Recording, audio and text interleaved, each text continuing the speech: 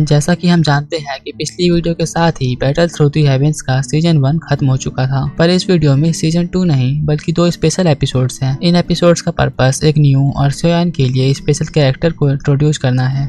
Last episode में सेओयान स्योइसियान को बचाने के लिए मूली के गांव जा रहा था, लेकिन उसे पता चलता है कि स्योइसियान को मूली ने अकेले किडनैप नहीं किया बल्कि एक बहुत बड़ी मर्सिनरी ने किडनैप किया है। मर्सिनरी बिजनेस ग्रुप को कहते हैं, ये क्लैन से थोड़ा अलग है। इस मर्सिनरी का नाम वुल्फ मर्सिनरीज है और इस ग्रुप में बहुत सारे लोग सेओयान से बहुत ज्यादा पावरफुल हैं। साथ ही उन लोगों ने सेओयान के लिए ट्रैप्स भी बिछा रखे हैं। कुल मिलाकर अगर सेओयान वहां पहुंच भी जाए फिर भी वो स्योइसियान को बचाने की जगह खुद ही फंस जाएगा, इसीलिए वो जंगल में ही एक केव में रुककर ट्रेनिंग करने का डिसाइड करता है।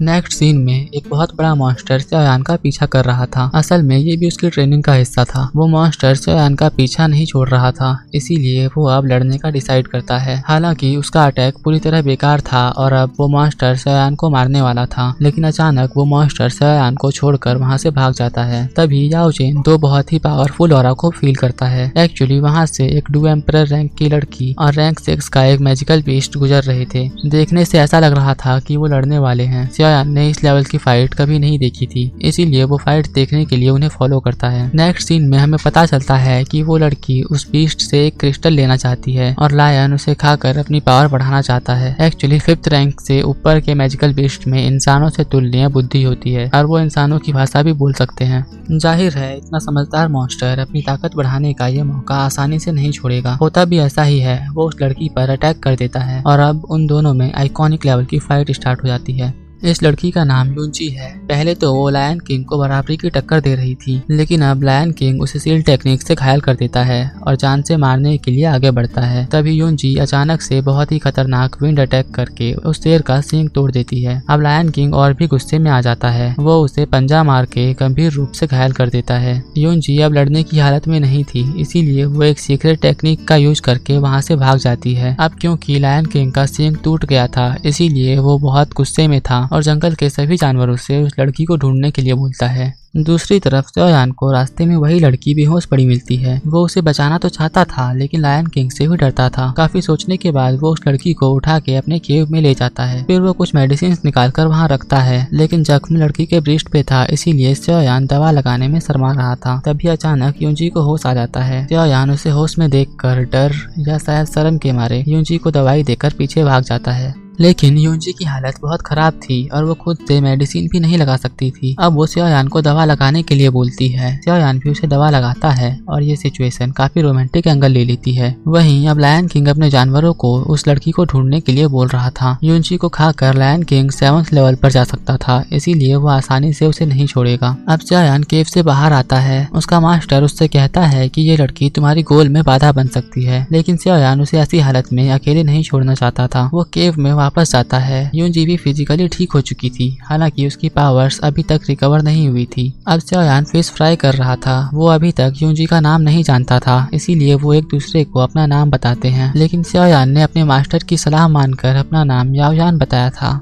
अब यूनजी उससे पूछती है कि सिर्फ एक डूचे की ताकत के साथ तुम मैजिकल बीस्ट माउंटेन में क्या कर रहे हो। सेओयान उसे बताता है कि मेरे पास कोई और ऑप्शन नहीं है, वैसे भी कल्टीवेशन के लिए ये एक अच्छी जगह है। वो यूनजी से पूछता है कि ठीक होने के बाद क्या तुम फिर से लायन किंग पर अटैक करोगी। वो बोलती है कि पर्पल क्रिस्टल मेरे लिए बहुत इंपॉर्टेंट है, इसलिए मुझे उससे लड़ना ही होगा। वो बात कर ही रहे थे तभी वहाँ कुछ मॉन्स्टर्स आ जाते हैं। यूनजी बताती है कि वो नहाने के लिए बाहर गई थी, शायद इसीलिए उन जानवरों ने उन्हें ढूंढ लिया है। सेओयान उन बीस्ट को मारने बाहर जाने लगता है। हालांकि यूनजी खुद जाना चाहती थी, लेकिन सेओयान उसे मना कर देता है, बिकॉज अगर वो बाहर जाएगी तो लायन किंग भी वहां आ जाएगा और फिर वो दोनों पक्का मरेंगे। वो बाहर जाकर उन मॉन्स्टर्स से लड़ने लगता है। सभी मॉन्स्टर को मारकर वो वापस यूनजी के पास आ जाता है। हालांकि वो बहुत घायल हो चुका था और बेहोश होकर यूनजी के आलिंगन में गिर जाता है। नेक्स्ट सीन में सेओयान को होश आता है। यूनजी उसकी अच्छी देखभाल करने की कोशिश कर रही थी, शायद नाकाम कोशिश। अब यूनजी सेओयान के लिए खाना बनाती है, जो कि बिल्कुल बेकार और जला हुआ था। था, लेकिन वो फिर भी खा लेता है बिकॉज वो युनजी को हर्ट नहीं करना चाहता था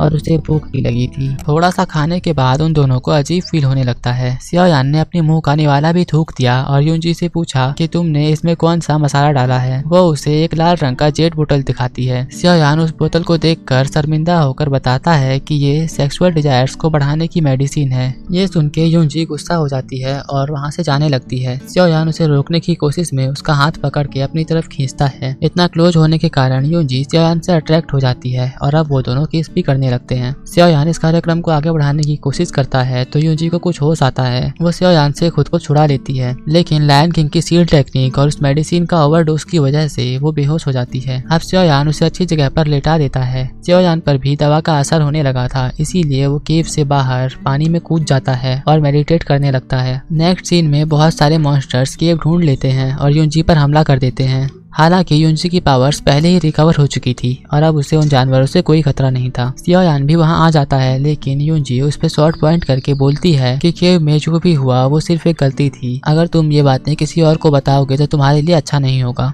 तभी लायन किंग भी वहां आ जाता है। युनजी अपनी विंग्स निकालती है और उसका पीछा करती है। अब लायन किंग और युनजी की फिर से फाइट स्टार्ट होती है। दूसरी तरफ सियायान भागते हुए लायन किंग के केव में जाता है। असल में सियायान और युनजी ने प्लान बनाया था कि युनजी लायन किंग का ध्यान भटकाएगी और सियायान चुपके से उसका क्रिस्टल चुरा के ले आएगा। केव में सियायान को पर्पल क्रिस्टल मिल जाता है, लेकिन उसके पास लायन किंग का बच्चा जो कि 3rd रैंक का मैजिकल बीस्ट था सो रहा था। जाओ चैन बोलता है कि तुम्हारी किस्मत बहुत अच्छी है। जब मैं जिंदा था तो मैं ऐसी 8 केव्स में आया था, लेकिन मुझे पर्पल क्रिस्टल नहीं मिला। सियायान एक फ्रूट में पेट खराब करने की दवा मिलाकर लिटिल लायन के आगे फेंक देता है। फल खाते ही लिटिल लायन का पेट खराब हो जाता है और वो वहाँ से भाग जाता है।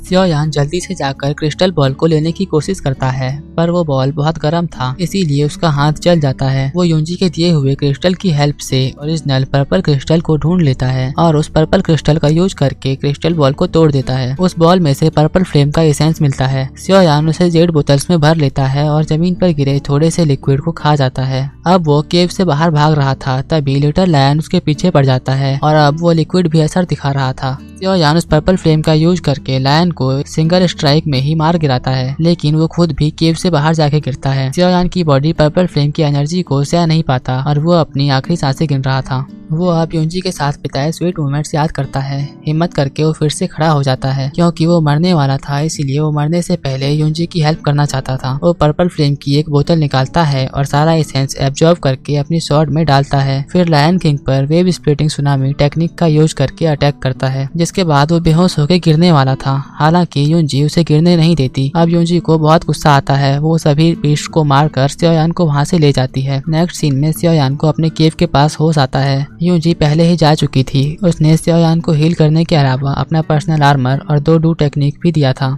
सियायान भी समझ जाता है कि युनजी एक ग्रेट डू हुआंग है और उनकी दुनिया बिल्कुल अलग है। वो चाहकर भी एक साथ नहीं हो सकते थे, इसीलिए सियायान मूव ऑन करके अपनी जर्नी में आगे बढ़ता है।